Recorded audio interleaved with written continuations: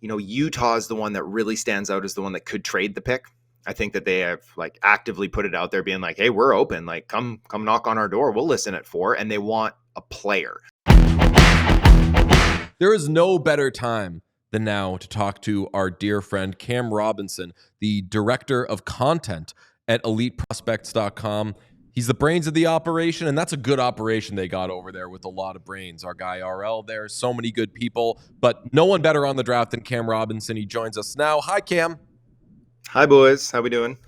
Great. Also, before we get started, thank you so much to you and your guys for sending us over those draft guides. We very much appreciate it. It's an incredible tool. So if anybody's listening who wants to know everything that you can possibly know about the prospects coming up in this draft, get the Elite Prospects Draft Guide. It is unbelievably comprehensive. Thank you, buddy. Wait, when you say thank you, how did they send it over?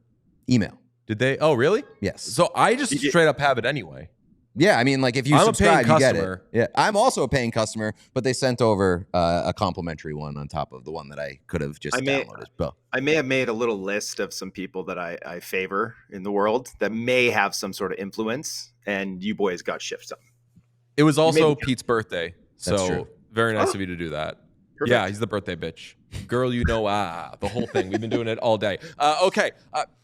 This is an interesting draft for many, many reasons, and I'd like to talk about the movement that could happen, teams afraid to potentially move certain picks, but the headline right now, I think, with the draft is that there's some talk that Anton Frondell could go second overall to the Sharks, and that set off alarms for me because we've talked about him with you, and you've maybe not favored him as much as other people. Do you think it's realistic that he could go over Michael Misa or maybe even Matthew Schaefer at second overall? Yeah, it's not going to be Schaefer. Schaefer's going to go 1. But, I mean, at this point, we usually have a pretty good indication of what's going to happen, especially at like the top of a draft where there's tiers. And there is tiers. Like it's most everybody that I talk to on the team side, it's Schaefer, Misa, or it's Misa, Schaefer. Some guys do prefer Misa. I know that other people have said that they've talked to teams that say, hey, we have Anton Frondell as our top forward. I haven't spoken to them personally, but I mean, I don't think Michael Misa's camp has any idea which way it's going to go, that San Jose is holding things very close to the vest. And that tells me that maybe the smoke is real. Maybe it is Anton Frondell at 2. And like Chicago's going to be doing backflips if that's the case, because they want Michael Misa. They were actively trying to trade up from 3 to get Michael Misa. And so he might just fall right into their laps there. Could they just do what happens in the NFL a lot where a team just moves up one draft pick to make sure that they don't trade that pick to somebody else? Like, could you see Chicago moving up from 3 to 2? I mean, I could. And if I was San Jose and Frondell was my guy, that's exactly what I would do. I would slide back. This reminds me back in 2017, Vancouver had 5th and everybody kind of thought it was like Cody Glass at 5 and Vegas really wanted Cody Glass at 6. And so they had a deal in place to slide back one spot, give Glass to Vegas and take Pettersson at 6. Well, then they flashed the Pettersson name bar on the back of their jersey. I guess it got caught on TV or something like that. And Vegas saw it and they vetoed the trade. They're like, no, we're good. We'll get Glass at 6. So it's possible. Traditionally, moving back at that level of the draft costs a lot of money. And so for Chicago, it's like, if it was for a second round pick, I'm sure they would probably do that. But realistically, it's probably, San Jose is probably going to be like, no, we'll take Michael Misa.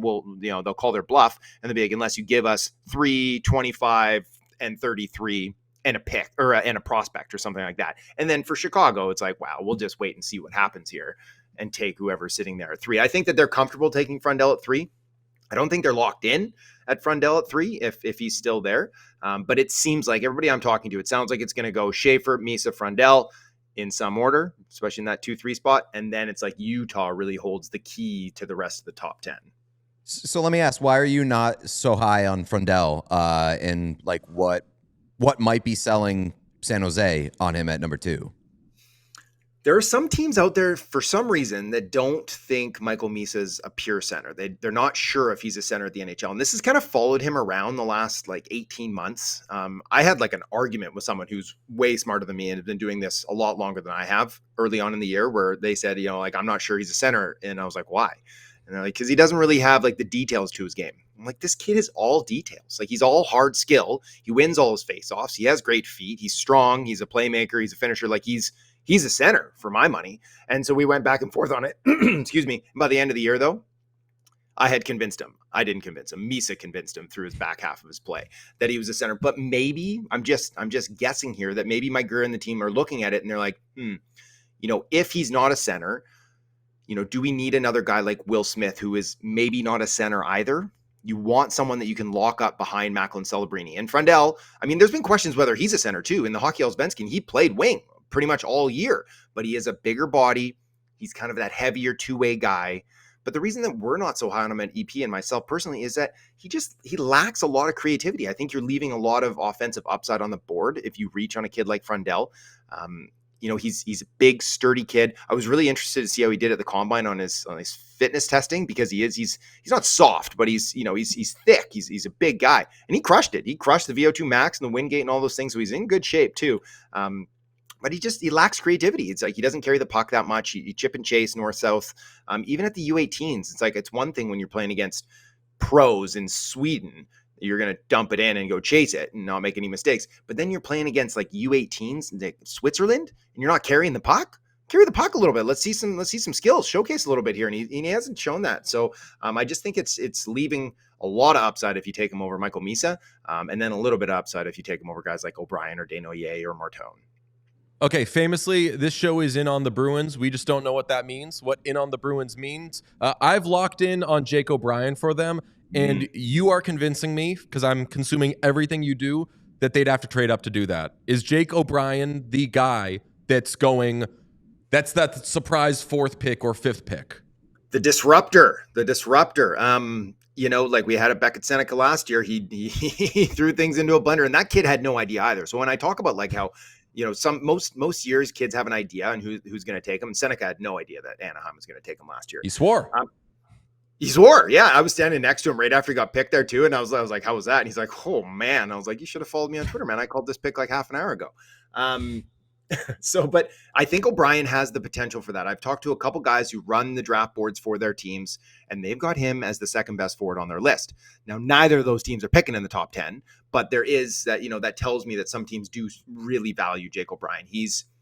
I mentioned Elias Pettersson already. It's like, that's kind of the comp for him, is that he's this slim, slender guy who's like super creative.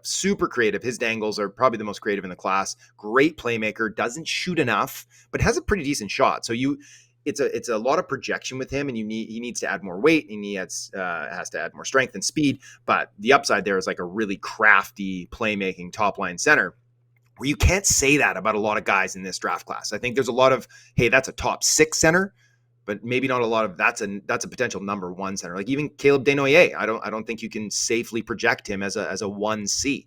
So that I think is where teams are going to look at it and be like, upside swing. I think that's the guy. But at the same time, like I could see him sitting there at 11 for Pittsburgh. Like he's got a very wide range of outcomes on Friday. Another guy that seems to have a wide range of outcomes is James Hagens, who was at one time projected to go number 1. Now, like, how far can you realistically see Hagens slipping? And like, is he going to be the guy that we look back on being like, why did everybody seem to fall out on him when like the ceiling was clearly there at one point? The ceiling never left. It's still there. There's no other player in this class blends speed and handles like he can. Like he is an electric skater, and he has terrific hands. I think his playmaking's plus. I think he's got a good shot. He only scored like 11 goals this year at BC, but he was snake bitten. I think he's better than that. I think, and traditionally he converts at like 18, 19, 20% going back. I do think that there's a very good chance that I don't see him going in the top 5. How about that? I don't think he's going at 2. I don't think he's going at 3. I don't think Utah's a real wild card at this point, but I don't think for their roster construction right now that they want to have a Hagens, Cooley top 6 center group, because they're basically the same player and they're both sub 6 feet tall. So now we're looking at Nashville, who took him out for dinner at 5. They like a couple other guys there too. I think if it comes down to Hagens or Martone at 5, I think they probably lean Martone. Now we're looking at Philly at 6. It's like, is it Hagens or Desnoyers? I think they might lean Desnoyers, and they keep going down the list. We get to Boston. Maybe they lean O'Brien. Like I could see him going 8, 9. It's not crazy to think that he could get to 10. And then absolutely, I think he goes back to college next year, almost 100%. And he has like a big season and puts up 50, 55 points, maybe gets in the Hobie conversation. Everyone's like, hey, how come this guy was available at 10? And it's because he's 5'10". And that's basically the only reason. For Hagens, we've heard a lot of chatter and smoke about the Islanders wanting to get back into the top 10, acquire another pick. Presumably, maybe for Hagens, I think it'd be a great story for him to go home. Do you see a path for the Islanders to do that, especially if he starts to slip? I think it's possible. I do think it's possible. The teams in the range that Hagens could be in, Utah is the one that really stands out as the one that could trade the pick. I think that they have like actively put it out there being like, hey, we're open. Like, come knock on our door. We'll listen at 4. And they want a player. Like they're probably not looking to slide back 5 or 6 spots, for like a team like Pittsburgh. We've heard some rumors that Dubas now, especially having 11 and 12, it would be very interested in trying to get up earlier to try to get a guy like Porter Martone. So it's like, is Utah going to give up 4 for, is it Noah Dobson? Right? The Islanders don't have a ton of assets to flip to get into that kind of top 5 zone. And then if you're looking, I don't think Philly wants to move that pick. I don't think Nashville really wants to move that pick.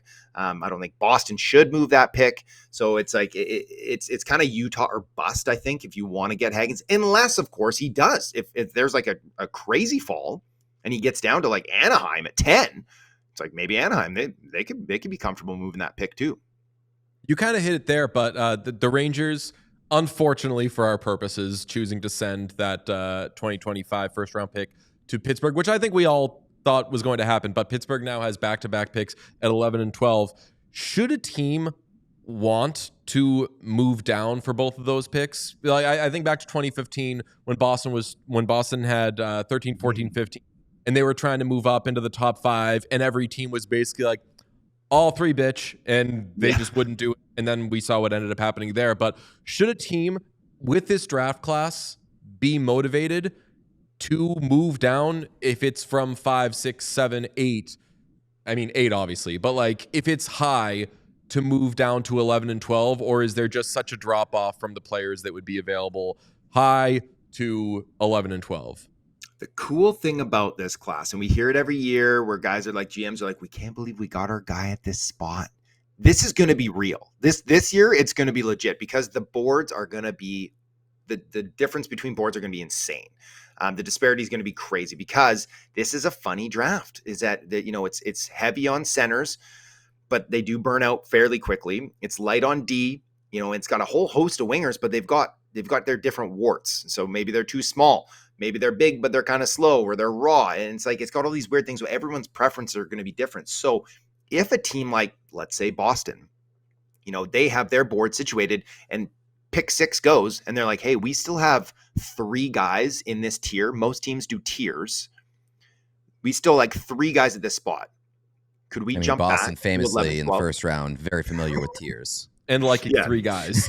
And liking 3 guys. Good Lord. Hey, right. No. So, and could we slide back to 11 and 12 and get at least one of those guys? Probably, knowing this draft class. So yeah, I think it would make sense for them. Now for Pittsburgh, I know they talk about quality over quantity. I think they need more. I think they need more of everything. So for them to parlay up 11 and 12, we're going to get 2 good players. Like they could get 2 really intriguing players at that spot. Like maybe that's Roger McQueen and it's Jackson Smith or Radim Murtka, a couple of monsters, or maybe it's Keyshawn Aitchison or Victor Eklund, who we know they like too, who I think is like Seth Jarvis 2.0 or Travis Konechny 2.0. Like that kid's got that dog in him. So there's going to be players, really interesting players that will be attractive for teams to slide back if Pittsburgh does want to put them both on the table. And for Pittsburgh to move up, I think it is costing them maybe some depth in their pipeline. But if they really love a guy, I could see it happening. I did have one really smart guy say to me too, an exec say, he wouldn't be surprised to see Pittsburgh try to move up from 11 and then move back from 12 to get some more darts to throw. So I don't know. Interesting. You just named 3 names that I wanted to hit with you. Radim Murtka, Jackson Smith, and Keyshawn Aitchison. Tell us about the non-Matthew Schaefer top D in this class, because as you noted, it is considered just very forward heavy. But if a team is picking at 7, 8, 9 and they want to go D, would they be crazy to take an Aitchison or a Murtka or a Smith? I don't think they'd be crazy, and I fully expect it to happen. It's like teams cannot help themselves. If they want a defenseman, they're going to go and get him. If they need a defenseman right now on their roster, they're like, oh, let's draft this kid right now, and he'll be ready in 5 years, hopefully. So I do expect at least one of those guys to go in at the tail end of the top 10. Trying to fit those three in, like on my board personally, was very difficult because they all have deficiencies and they all have these like plus rated skills that you're interested in. And so for like Kayshawn, I love this kid, like as a human, like he's probably my favorite kid in the entire draft class. And he's this like throwback smash mouth style, run him over, drop the mitts, win the fight, selly, get the crowd into it, and then maybe go score the OT winner too. Like he scored 26 goals this year, 5 in overtime for a defenseman. Super difficult to replicate year over year, but like very impressive. But he's not big, like not huge. He's 6'1" or whatever. He's going to play heavy, hits heavy, plays heavy. IQ is fine. Then you got Jackson Smith, 6'3", really smooth skater, like excellent skater, moves well, 4-way, put up some good points there in Tri-City, off to Penn State. I think as far as like safe, he's probably the safest one because of his size and his mobility, that he's going to be, a 3-4 pretty solidly. The IQ isn't there to really project him, I don't think, as a 1-2. And then you got Radim Murtka, 6'6". He's a righty. Everybody loves a righty. Massive stopping potential, especially if you can like fire him up to be a little mean. He's not that mean. He says he models his game after Mo Sider, but like Momo was destroying full-grown men at like 16. This kid doesn't hit or play like that at all. So you need to ignite a little fire into him, but like as far as stopping potential goes, he definitely has the highest ceiling. So it's kind of pick your poison with these guys. And if I had to bet, I'd say it's Murtka, 6'6" on the right side. I think a team's going to, trip over themselves to get him at some point. But I keep hearing Kayshawn Aitchison. Teams really love this kid because he's such a competitor, and teams love that, right? Scouts love a competitor. Yeah, I watched just a couple clips of him, and I was like, fuck, I'm sold on this guy right away. Right? He's so good. Yeah, like I kind of wouldn't hate. Yeah, it won't happen, but because the Bruins just need forward help so badly. But I kind of would be pissed if they went crazy and took him at 7. Would that be nuts? I mocked him at 7 at one point. My first mock, I mocked him to Boston at 7 too. And I definitely got like a bunch of Bruins fans being like, no, they need forwards. And I was like, I know, but like, doesn't he fit? Like, wouldn't he be a great fit too? And the problem is like the Bruins at this point, I hope, should be scared into chalk, right? Like they've done the creative thing so many times that you have to go chalk if you're them. And at the very least, when you fuck up, say, like they can blame you instead of saying that it was just another misread on their part. Yeah. Yeah, no, and there's going to be a lot of great forward options there. Like Porter Martone. Martone could be sitting there at 7, right? And that's just a layup for Boston. So there's going to be some options at forward for them too.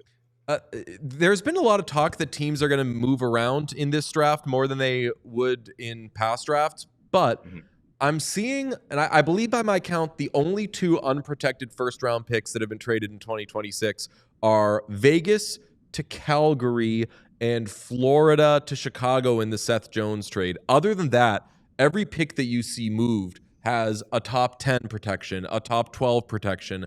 I think there's a top 5 protection on the pick that Boston has from Toronto. Everybody is making sure that they either hold on to or heavily protect their first-round pick. Is this, you think, for offer sheets, or I think more likely people scared shitless to move the Gavin McKenna pick? Yes and yes. I think it's mostly like, do not give away an unprotected 2026 if you think you are going to be at all bad, or there's a chance you could be bad, right? Like I was shocked that the Rags were so, just kind of willy-nilly to move off that pick to trade for JT Miller. And then the Canucks just flipped it right away to Pittsburgh for Marcus Pettersson. It's like, that's the golden goose. That could be like the Rangers season could fall under, if Shesterkin goes down next year, they could have easily bombed out if they had given up that 26 pick and chose to move that one over. So I think you hold on to those for dear life. But yes, also, I think that played a part in the Rangers deciding to give up the 2025 one, because it does send a message to the team. It's like, you guys might suck next year, and so we want to hold that pick. But the whispers of them looking at an offer sheet, I think, are real. And I think they're not alone. I think that there are teams hoping some guys get to July 1 without an extension, and then we might see some offer sheets this year, which is going to be a lot of fun. Underused, so much value and joy for the fans when they do them too. So I do hope we get a couple offer sheets this year. Offer sheet JJ Peterka. Make my fucking day, somebody. Right? Okay. Matthew Nyes. Let's go get Matthew Nyes an offer sheet. That's what I want to see. I'm afraid with Nyes, like when the Maverick Bork thing settled itself so quickly, I was like, I feel like that's gonna fucking happen in Toronto, where Matthew Nyes is gonna take a contract that is team friendly because it works there, and I'm gonna be like, you fucking punk, you were cooler when we were afraid you were gonna ruin the Maple Leafs' future. I don't know. For the latest stuff that I saw on Nyes suggested that he wasn't interested in taking a team-friendly deal. I think he wants to get paid. Yeah. Right on, brother. I think it's going to be like an 8. I think it's going to start with an 8. Fuck him over, buddy. We love you. Do you think that like big current NHL players get moved before the draft? Or during the draft? I feel like they never get moved during the draft. There's always that. JVR erasure. Like we saw Dougie. Mikhail Sergachev erasure. What was that? Wasn't during the draft, was it? Oh, it was right after. Was it right after the draft? There was one year that Dougie Hamilton got moved, and that was a big deal. Yep. And JT Miller got moved to Vancouver, right? Like we do see big names get moved at the draft, but the one I think that to really watch out for is Erik Corey Karlsson. Schneider. Yeah, there you go. Schneid's back in the day, 2013. No, I think Erik Karlsson. I think the Penguins have definitely made it known that he is available. The guy hasn't missed a game in 3 years. Looked really good at the Four Nations. Right, all of a sudden it's like, hey, go play with Victor Hedman and surround yourself with all these stars. And Erik Karlsson looks like a stud again. He's probably good for 50-55, even though he's 35 years old. 10 mil still against the cap, even with San Jose eating a chunk of that. I think Pittsburgh would eat another chunk if the deal was right. And part of being the right deal is moving him before July 1. Because he has that $5 million bonus coming his way on July 1. He's got a $6 million bonus coming next summer too. But yeah, if they can get out from under that and move him and maybe they'd swallow a little bit of salary in return. So I do think we could see EK move this weekend. Montreal. But there you go. That could be fun. I'd fucking love that. How about Tampa? Put him and Hedman together? Yeah, I could see that. Yeah. They're saving the space though for McDavid.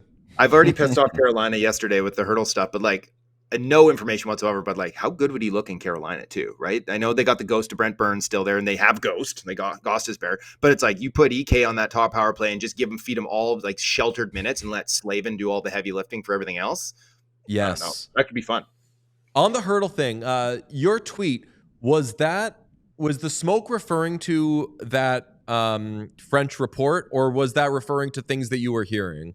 Yeah, so I didn't know about a French report until after that. That I didn't know that at all. So I had someone reach out to me about it, and so I was like, okay, I'll look into it. And so I checked in, and so I had an agent and I had an exec say we're hearing something like that too. And so I was like, oh, and then I joked around with, I was like, Tulski, you just text me back sooner and we could avoid all this problem. But Carolina, they were in scouting meetings all morning. And so it's like, oh, well, unlikely, they're taking calls, sure, but unlikely something's happening. And so as soon as I got that information, I was like, this doesn't seem like it's happening. And then I know there have been some reports continue to come out that it's like, hey, Vegas is actively shopping Hurdle. And I got pushed back from another team that reached out and they're like, if he is available, we haven't been told. So I don't even know. I don't know where if it just originated from that French source and then teams were buying it too. And they're like, yeah, we saw it too. But these guys are pretty good. And so I was a little surprised to get that. But I mean, at this time of year, everybody's lying. It's just noise everywhere. Everybody's got an agenda. And so that's why I was trying to be very clear. It's I'm not reporting this, but I'm going to dig into it. And then when I dug into it, I was like, I don't think this is happening. And sure enough, it wasn't. I would like him on the Hurricanes. Oh yeah, it'd be a good fit. Or Hurdle. I mean, I would really like Karlsson on the Hurricanes, but for different reasons. Yes, exactly. Yes. It'll make things more interesting. Cam, you're the best. Thank you so much for joining us. We're going to be following every second of your posts, and everyone else should. And of course, catch him at Elite Prospects and also the Called Up podcast that I enjoy very much. Wonderful. Yeah. Well, thanks for having me on, boys. And yeah, go grab that EP sub, guys. We're churning out content, and we got a deal running too on a yearly. So go sign up, get a sub, get all the good stuff at Elite Prospects. I will say one of the better investments I've made. Definitely. It has made doing a daily hockey show a lot easier, because there are so many moments where we suddenly need to have an elevator pitch on someone that we've heard the name, but there's not been reason for us to watch him or whatever. And that's where your group just covers us perfectly. Terrific. I appreciate that, guys. Thanks for having me on. We all silly like the mayor.